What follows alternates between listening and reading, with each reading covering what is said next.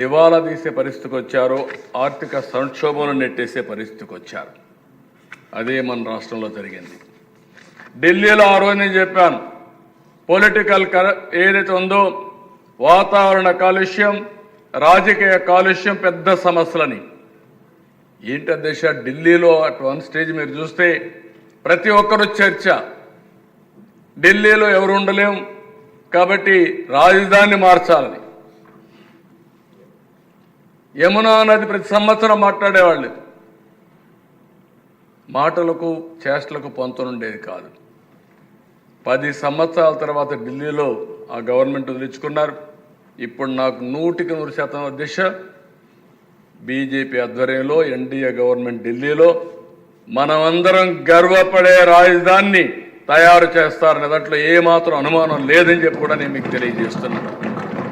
అంటే ఒక ప్రభుత్వ విధానాలు ఏ విధంగా దెబ్బతీస్తాయో ప్రజా జీవితాన్ని ఇది ఒక ఉదాహరణ. ఈరోజు ప్రధానమంత్రి గారు ఉన్నారు, 11 సంవత్సరాలు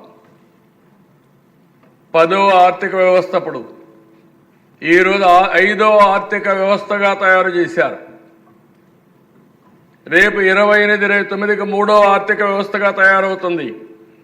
వికసిత్ భారత్ ద్వారా 2047కి భారతదేశం 1 కానీ 2వ స్థానంలో ఉంటుంది.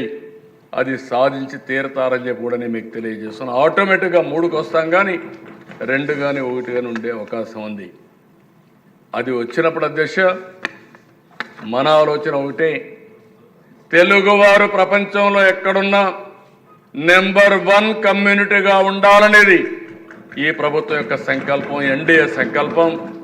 అందుకే అధ్యక్ష, పర్ క్యాపిటల్ ఇన్కమ్ కూడా మీరు చూస్తే ఆ రోజుటికి $42,000 పెట్టుకున్నాం.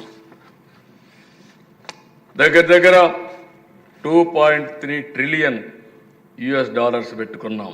2.3 to 4 అని 15% పెట్టుకున్నాం. దీనివల్ల 53,34,000 రూపాయలు తలసరి ఆదాయం పెట్టుకొని మనం ముందుకు పోతున్నాం. ఇది సాధ్యం.